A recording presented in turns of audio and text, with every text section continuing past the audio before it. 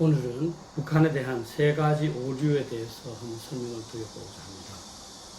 우리는 같은 민족이라는 이유로 북한을 잘 안다고 생각합니다. 그래서 북한을 연구하지도 않고 북한에 대한 정보를 획득하지도 않으면서 자신의 잣대로 북한을 재단합니다.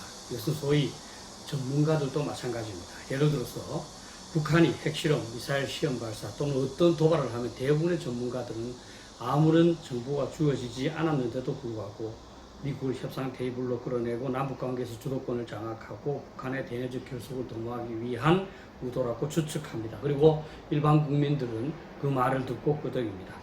북한의 모든 도발은 어떤 정치적 메시지를 전달하기 위한 것으로 해석되고 우리는 모두 동의하곤 합니다.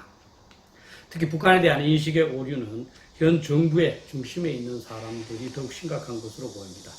일반 사람들보다 더욱 북한을 잘 이해하고 있다고 생각하고 북한을 합리적으로 인식하는 것 같기 때문입니다. 그래서 출범 후 2년여 동안 그들은 나름대로의 대북 정책을 추진했지만 어느 것 하나 제대로 성공을 거두지 못하고 있고 결국 상당수의 국민들은 공산화 통일을 우려하는 지경에 빠지고 말았습니다. 그들 나름대로 각자가 높은 지력을 자랑하면서 북한의 의도를 추측하였지만 결국 북한의 핵무기를 폐기시키지 못하면서 우리의 방어 태세만 약화시키게 되었습니다. 그리고 동맹도 우방도 점점 잃어가고 있는 상황에 직면하게 된 것입니다. 첫 번째, 스톡홀름 신드롬에 대해서 한번 말씀드려보고자 합니다. 현 정부와 주요 인사들이 북한에 대해서 가는 오류 중에서 가장 대표적이면서 이미 많은 사람들이 지적하고 있는 것이 바로 이 스톡홀름 신드롬입니다. 이것은 인질범에게 붙잡힌 사람이 시간이 흐르자 인질범을 미워하는 것이 아니라 인질범을 이해하면서 심리적으로 동조하게 되는 현상을 말합니다. 1973년 스웨덴의 스톡홀름에서 일어난 은행 강도 사건에서 이러한 심리 상태를 보인 인질이 있었고 그래서 이 용어가 탄생하였습니다. 현 정부 인사들은 북한이 핵무기를 개발하여 민족의 영속을 위협하고 있는데도 체제 유지를 위한 불가피성을 이해하면서 변호하고 있습니다. 북한은 1950년에 6.25 전쟁을 발발하여 수십만의 한국 국민들 죽게 만들었고 또 1987년 대한항공 858기를 공중에서 폭파시켜 150명 전원을 사망하게 하는 등 무수한 도발을 감행하였지만 그들은 이것을 문제 삼지 않습니다. 북한 나름대로 그럴 수밖에 없는 어떤 사정이 있었다고 이해하는 것 같습니다. 북한 내부적으로 인권 탄압 상황이 극에 달하고 있고 북한 여성들이 중국에서 성매매를 하고 있다고 하지만 이들은 인정하려 하지 않습니다. 노예사회와 같은 북한의 실상을 전혀 언급하지 않고 북한의 도발은 전혀 규탄하지 않은 채 오로지 북한 김정은 정권과의 관계 개선에만 몰두하고 있습니다. 심각한 스톡홀름 신드롬이 아닐 수 없습니다. 북한의 핵무기 개발에 대한 유엔의 경제 제재를 해제할 것을 유럽 국가와 미국에게 요구하는 것을 보면 너무나 스톡홀름 신드롬이 심각한 것을 알 수 있습니다. 인질범에 잡힌 인질이 경찰에게 진압작전을 감행하지 말도록 요구하는 것과 비슷합니다. 본인을 비롯한 현재 상당수의 한국 국민들은 어떻게 해서 이들이 이렇게 철저한 스톡홀름 신드롬을 보이고 있는지를 정말 궁금해하고 있습니다. 남한에서 태어나 정상적인 교육을 받고 성장하였다는 점에서 북한에 대해서 스톡홀름 신드롬을 나타낼 이유가 없기 때문입니다. 그래서 일부 우파 인사들은 그들 중 몇몇은 과거 북한을 방문하여 포섭되었거나 약점을 잡혀 있을 수 있다고 추측하고 있는 것입니다. 또는 북한의 간첩들이 보이지 않는 곳에서 그들을 조정하고 있다고 추측하는 것입니다. 걱정스러운 일이 아닐 수 없습니다. 두 번째는 확증 편향입니다. 이 확증 편향은 언론에서 자주 언급되었습니다. 확증 편향은 일단 어떤 사실을 믿게 되면 그것을 계속 확증해 나가고자 하는 경향을 말합니다. 자신이 한번 믿은 것을 계속 믿고 싶어 하는 오류라고 할 수 있습니다. 확증 편향이 발생하면 기존 주장을 보강하는 정보는 적극적으로 수집하거나 믿는 대신에 그 반대의 정보는 의도적으로 회피하거나 불신하고 결과적으로 심각한 오류, 편협에 빠지게 됩니다. 현 정부의 주요 인사들이 확증 편향과 관련해서 가장 현저하게 보이는 것은 북한이 핵무기를 폐기할 것이라는 생각입니다. 대부분의 사람들은 북한이 핵무기를 폐기하지 않을 것이라고 말합니다.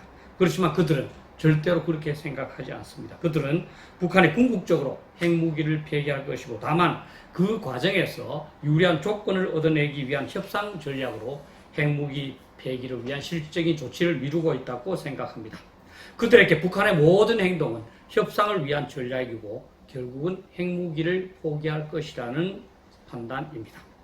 그러나 사실 북한이 핵무기를 폐기할 것이라는 증거는 거의 없는 대신에 폐기하지 않을 것이라는 증거는 너무나 많습니다. 그들은 핵 보유를 그들의 헌법에도 명시하였고 법률로도 확정했으며 지금까지의 행동도 그렇습니다.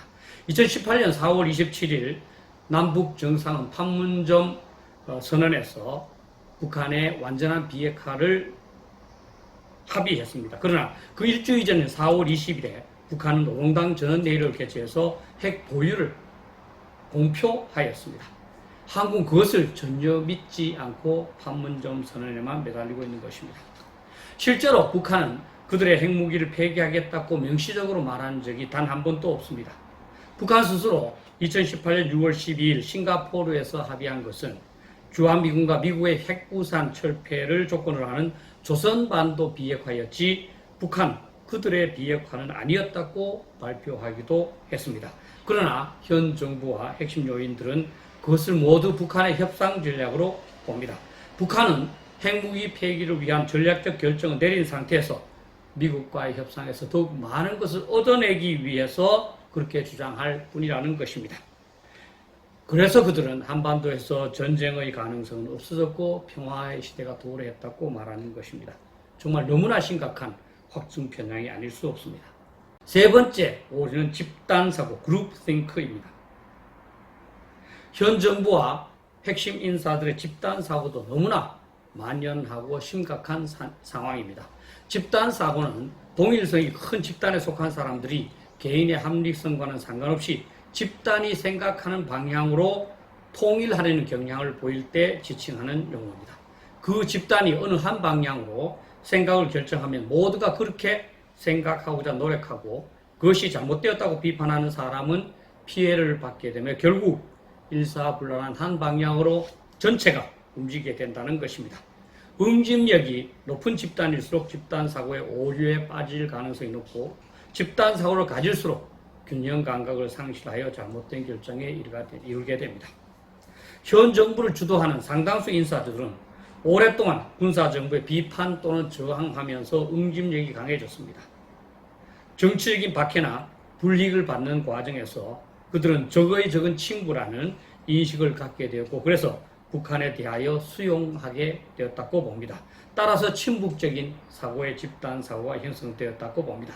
또는 적의 친구는 적이라는 인식에 의하여 군사정권을 지원해왔다고 그들이 판단한 미국에 반대하는 입장을 가졌고 따라서 반미도 집단사고가 되었습니다. 그들은 이전 정부와 좋은 관계를 맺어온 일본에 대해서도 마찬가지로 부정적인 생각을 갖게 되었고 그래서 반일도 그들의 집단사고가 되었습니다. 그래서 그들 집단 내에서 북한에 대한 부정적인 평가나 문제제기, 북한의 핵무기 폐기 가능성에 대한 회의, 한미동맹 강화, 한일관계 개선을 위한 정책은 제시되거나 채택될 수가 없습니다. 그것은 그들 집단의 정책 방향이 아니기 때문입니다. 하노이 회담이 결렬되고 북한이 핵무기 폐기를 위하여 아무런 조치를 강구하지도 않으며 수시로 미사일을 발사하여 한국을 위협하는 상황에 이르렀습니다. 그럼에도 불구하고 이들의 집단사고는 변하지 않습니다. 사실은 상식적으로 보면 그동안의 북한의 잘못된 행동으로 볼 때 기존의 생각에 대해서 회의를 갖는 것은 당연합니다. 그러나 현 정부와 주요 인사들은 북한, 미국, 일본에 대해서 너무나 강력한 어떤 집단사고를 가졌기 때문에 과거를 반성하거나 열린 마음으로 다양한 대안을 토론할 수가 없는 것 같습니다. 그들 내에서도 아마 현 정부의 이 대북 정책에 찬성하지 않거나 북한의 핵무기 폐기 의지를 의심하는 사람도 있을 겁니다. 그럼에도 불구하고 그러한 의견들은 나타낼 수가 없고 그리고 결국은 집단 사고에 묻힐 수밖에 없습니다. 특히 현재 한국의 언론들이 비판 기능을 상실함에 따라서 현 정부와 주요 인사들 집단 사고는 더욱 강화되고 있는 것으로 판단됩니다. 결론적으로 볼 때 한국은 현재 총체적 난국이라고 표현하지 않을 수 없을 정도로 위기 상황입니다. 어느 한 분야 제대로 되고 있는 것이 없습니다. 더구나 개인의 생명처럼 그보다 더욱 중요한 사항이 있을 수 없는 국가의 안보가 불안해지고 있고 풍전등화합니다. 국민들은 현 정부와 주요 인사들도 나라를 걱정할 것이고 나름대로 위기를 타개할 방책을 생각하리라고 기대하고 있습니다. 그러나 현실은 그렇지 않습니다. 이들은 심각한 스톡홀름 신드롬, 확증 편향, 집단 사회 오류에 빠져 있기 때문입니다. 그래서 우리 대한민국은 점점 위기의 상황으로 빠져들어가고 있는 것입니다. 저를 비롯한 우리 모두 이러한 오류에 전혀 무관하지 않습니다. 인간 자체가 완벽하지 않고 누구든 자칫하면 빠질 수 있는 것이 이러한 오류이기 때문입니다. 우리 모두도 스스로가 어떤 오류에 빠지지 않았는지를 점검하고 있다면 시정해 나갈 필요가 있습니다. 예를 들면 자유우파 인사들의 경우 북한에 대한 또 다른 확증 편향이 강해서 모든 것을 적화 통일의 계략으로 인식할 수 있습니다. 다만 중요한 것은 우파 인사들의 오류는 잘못될 경우 국방을 위한 비용이 많이 소요되거나 국민들을 불안하게 하는 정도에 그치고 맙니다. 그러나 현 정부와 핵심 인사들의 오류가 잘못되면 국가의 생존 자체를 위태롭게 만들 수 있습니다. 현 정부와 핵심 인사들도 애국심이 전혀 없지는 않을 것이라고 봅니다. 또한 자신의 가족을 안전하게 보호하려는 마음도 크다고 생각합니다. 따라서 잠시 시간을 내서 이러한 오류 측면에서 자신들의 생각과 정책을 한번 점검해보고 오류의 가능성이 있는지를 판단한 다음에 걱정되는 부분이 있으면 시정해 주시기를 간곡히 부탁합니다. 우리 국민들이 현재처럼 불안해하는 것 자체가 뭔가 잘못되었기 때문입니다. 그렇다면 그의 주된 책임은 국정을 책임지고 있는 현 정부와 주요 인사들이 느껴야 합니다.